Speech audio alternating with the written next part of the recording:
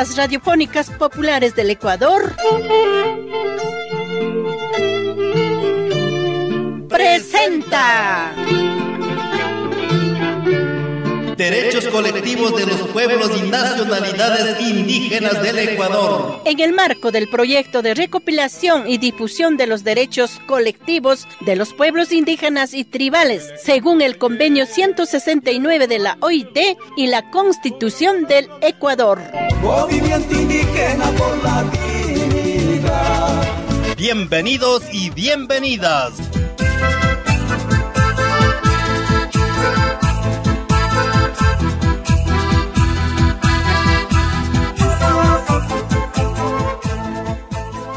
Los derechos colectivos son derechos humanos que protegen a las comunidades y su vida en colectividad. Tandanakushpa Kausai han surgido porque los derechos humanos individuales no protegen adecuadamente a los pueblos que viven en forma colectiva, especialmente los pueblos y nacionalidades indígenas. Al respecto nos explica el licenciado Delfín Tenesaca, uno de los dirigentes destacados en la provincia de Chimborazo y el país. Para hablar de derechos colectivos hay que hablar de los derechos. Derecho es todo lo que corresponde al ser humano, lo que merecemos vivir, lo que merecemos ser tratado bien, lo que merecemos ser seres humanos. Y precisamente por eso hay derechos individuales, pero una gran novedad es que haya derechos colectivos. Esos derechos colectivos casi muchos siglos fueron negados, fueron excluidos, fueron quizás escondidas, podríamos decir. Pero aquí viene el tema importantísimo, la existencia de las organizaciones, la lucha y el trabajo de los compañeros y compañeras de los pueblos y nacionalidades indígenas en América Latina y en el mundo. Yo creo que es un trabajo fundamental. Entonces, los derechos individuales que antes enseñaban en el derecho decían que todo ser humano tiene derecho. Ahora, con derechos colectivos se dice todos los pueblos, nacionalidades, comunas, comunidades tienen el derecho. Entonces, aquí hay serie de derechos, ¿no? En primer lugar, por ejemplo, la libre asociación, la libre organización, ¿no es cierto? Pero no solamente organizar los seres humanos individuales, sino más bien en sus territorios.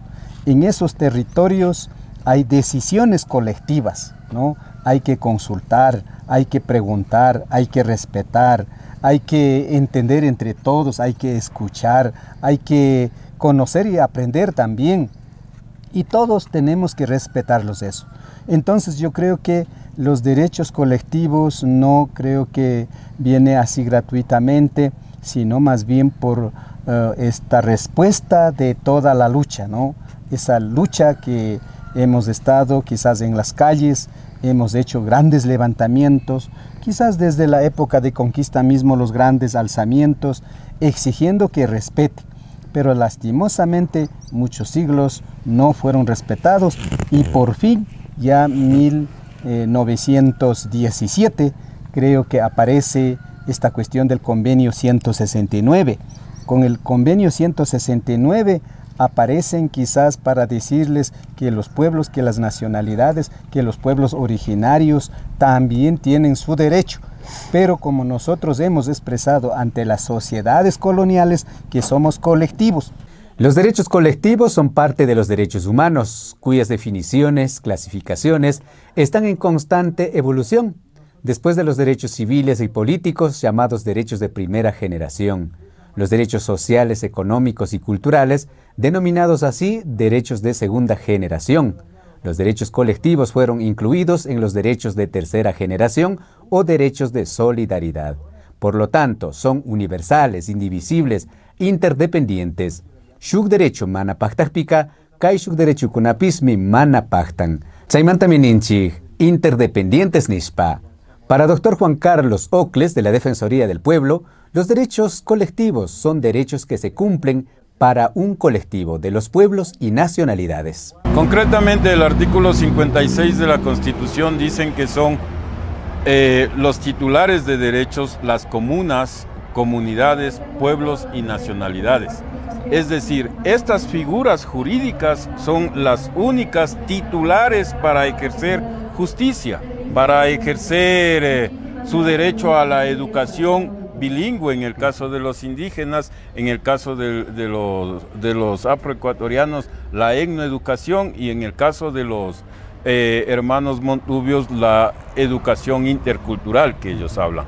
Entonces, son estas figuras, no la federación, no la asociación, no el comité, es la asamblea a través de sus representantes los llamados a ejercer la justicia indígena, que es el tema que estamos tratando en este espacio. ¿Por qué se llaman derechos colectivos, doctor? Porque hablan de las colectividades, no hablan de los individuos. Por ejemplo, un derecho a la vida es concretamente de usted, de cualquier ser humano. Colectivos es porque habla de una colectividad que tiene sus orígenes, que tienen sus tradiciones, que tienen, es decir, un sinnúmero o un grupo de seres humanos, más no un individuo como tal. Por eso son colectivos. Colectivos es porque, ejemplo, en el pueblo afrodescendiente comparten una misma historia, la historia de haber sido desarraigados de África y ser instalados o implantados en un territorio que para ellos fue desconocido. Eso le da la colectividad, es decir, seres humanos que se unen por iguales condiciones y tradiciones. Quiero gritar justicia para vivir. Quiero pedir extradición o morir. Los derechos colectivos constituyen el cimiento para la justicia y la equidad, que benefician no solo a las comunidades, sino al conjunto de la sociedad. Es un paso necesario en la trayectoria hacia el cambio del sistema de la justicia, porque hasta las décadas de los 90, los derechos colectivos ni se les conocía.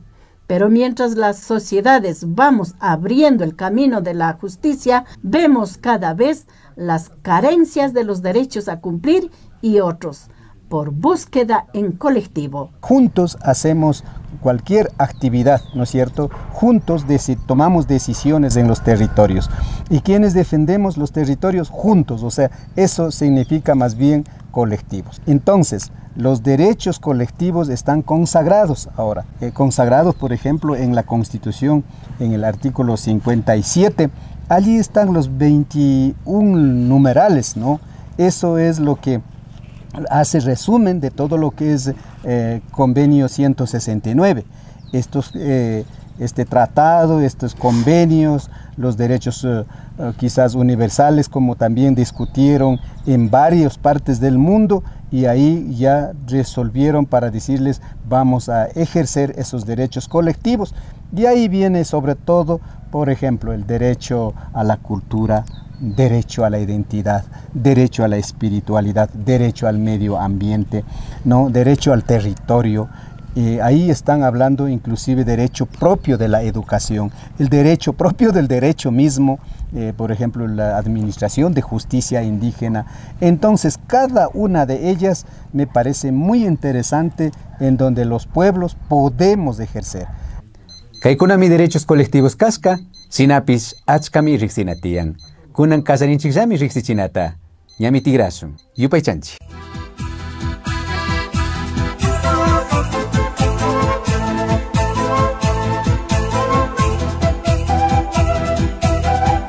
Escuelas Radiofónicas Populares del Ecuador presentó Derechos colectivos de los pueblos y nacionalidades indígenas del Ecuador. En el marco del proyecto de recopilación y difusión de los derechos colectivos de los pueblos indígenas y tribales, según el convenio 169 de la OIT y la Constitución del Ecuador. Movimiento indígena por la dignidad. con el auspicio del Grupo Mundial Talgao del Gobierno del Estado de Salzburgo, Australia.